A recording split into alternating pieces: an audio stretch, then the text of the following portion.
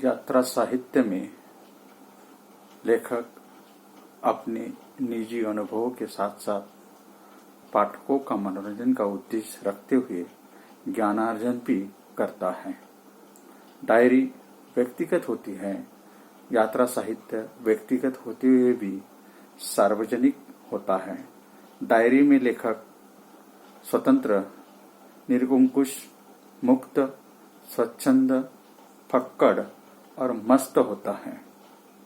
अपने जीवनानुभव को वह निर्भय होकर डायरी में लिखता है। यात्रा साहित्य में लेखक विचारणीयता के साथ साथ अपने जीवनानुभव को पाठकों की दृष्टि में परिवर्तन और कल्पनाशीलता के साथ लिखता है। डायरी में लेखक का उसके स्वभावगत विशेषताओं का पता नहीं चलता।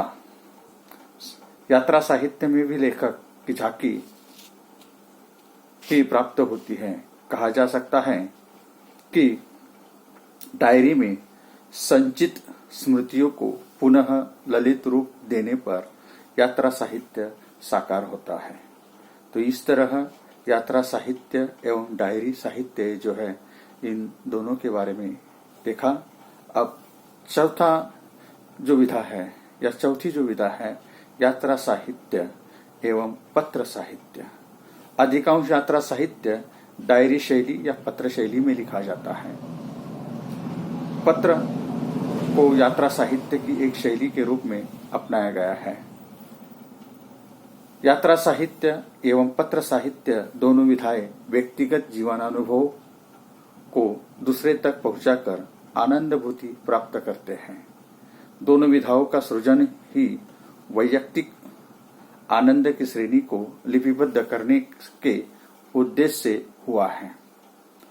पत्र घर पर बैठकर लिखा जा सकता है, पर यात्रा साहित्य घर पर बैठकर नहीं लिख सकते हैं। उसके लिए यात्रा करना जरूरी है। पत्र को शैली तथा साहित्यिक विधा के रूप में मान्यता प्राप्त है, लेकिन यात्रा साहित्य को मान्यता केवल एक विधा के रूप में है। पत्र किसी एक व्यक्ति को संबोधित कर लिखा जाता है, लेकिन यात्रा साहित्य अपने संपूर्ण पाठकों को संबोधित करके लिखा जाता है। यात्रा साहित्य किसी एक व्यक्ति या पाठक के लिए नहीं होती। लेखक पत्र में अपने अंतर्मन की भावनाओं को प्रकट करता है, लेकिन यात्रा साहित्य में लेखक अंतर्मन की भावनाओं के साथ साथ बाह्य जगत की भी स्थापना कर सकता है। ये इस तरह से यात्रा साहित्य और पत्र साहित्य के बारे में बताया जा सकता है। यात्रा साहित्य एवं निबंध। यात्रा साहित्य एवं निबंध के बारे में इस तरह से कहा जा सकता है कि यात्रा साहित्य केवल निबंध में व्यक्तिगत समानता पाई जाती है। दोनों विधाओं में लेखक निबंधकार अपने व्यक्तिगत को समान रूप से न्याय देते हैं। दोनों का समान रूप में महत्व होता है। दोनों विधाओं में लेखक व्यक्तिगत अनुभूतियों को कल्पना के सहारे वाणी देते हैं। दोनों विधाओं में पाठक को आत्मीयता के सूत्र में बांधने की ताकत होती है। यात्रा साहित्य एवं निबंध साहित्य विधाएं सूचनात्मक होती है।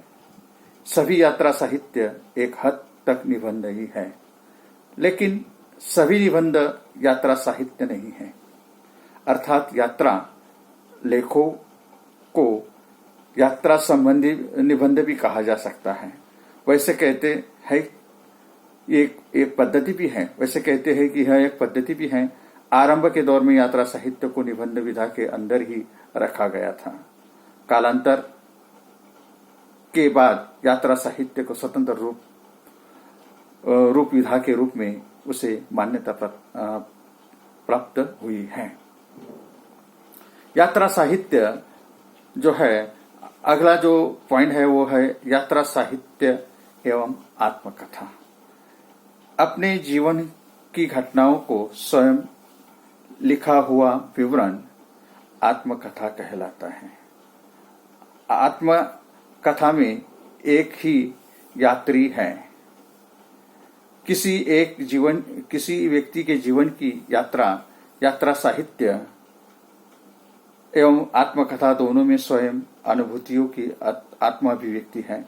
यात्रा साहित्य की तुलना में आत्मकथा आकार में बड़ी होती है, लेकिन दोनों विधाओं में तत्कालीन समाज, संस्कृति, रीति रिवाज आदि का परिचय मिलता है।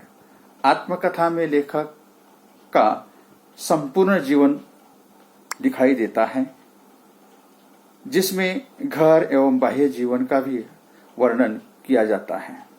यात्रा साहित्य में किसी एक विशिष्ट कालखंड का चित्रण होता है और जो बाहर के जीवन से संबंधित होता है। यात्रा साहित्य में लेखक की दृष्टि, उसका व्यापक अनुभव और यात्रा के दरमियान मिले हुए कुछ परिचित तथा अपरिचित व्यक्ति का भी आत्मीयता के साथ वर्णन होता है। लेकिन आत्मकथा में लेखक स्व को ही महत्व देता है। इसमें स्व को महत्व नहीं होता है। कहा जा सकता है कि दोनों विधाओं में समानता यह है कि दोनों निजी अनुभवों की अभिव्यक्ति है। एक जीवन की यात्रा है तो दूसरा उसी यात्रा का अंश है। यात्रा साहित्य और रेखा चित्र 7 नंबर का टॉपिक है कि यात्रा साहित्य और रेखा चित्र, इसमें दोनों में समानता क्या है इसके बारे में कि यात्रा साहित्य और रेखा चित्र। यात्रा साहित्य एवं रेखा चित्र यह यथार्थ पर बल देकर उसका सृजन कार्य होता है।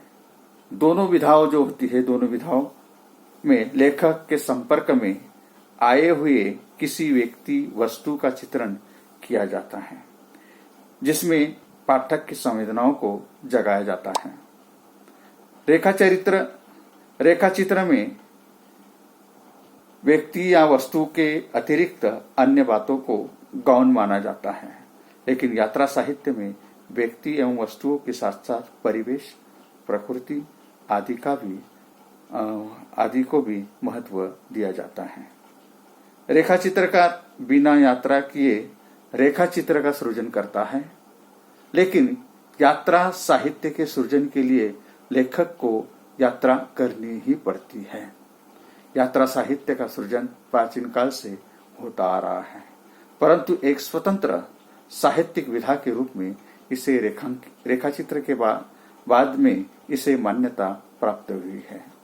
लेखक जब यात्रा साहित्य की रचना चित्रात्मक शैली में करते हैं तब उसकी शैली रेखा चित्रकार का हिस्सा होती है। इस रेखा चित्र और साहित्य यात्रा के संबंध में डॉक्टर सुरेंद्र माथुर का कहना है, वे कहते हैं कि शब्द चित्रांकन के लिए सबसे अधिक उपयोगी शैली यही है। इस शैली का मुख्य उद्देश्य किसी वस्तु या भाव के चित्रण वर्णन में तथा किसी स्थान, दृश्य आदि के विशेष चित्रों का दिग्दर्शन कराने में होता है। यात्रा साहित्य में इसी चित्रात्मक शैली के कारण कहीं रेखा चित्र की झलक मिलती है। तो इस तरह हमारा यूनिट नंबर 1 जो है, इस यूनिट नंबर 1 का पॉइंट नंबर 3 यात्रा साहित्य का अन्य विधाओं से परस्पर संबंध, ये जो है ये टॉपिक यहाँ पर समाप्त होता है और अगले प्रकरण के लिए या अगले इकाई के लिए हम अगली तासिका को मिलते हैं। तब तक के लिए यहाँ रुकते हैं।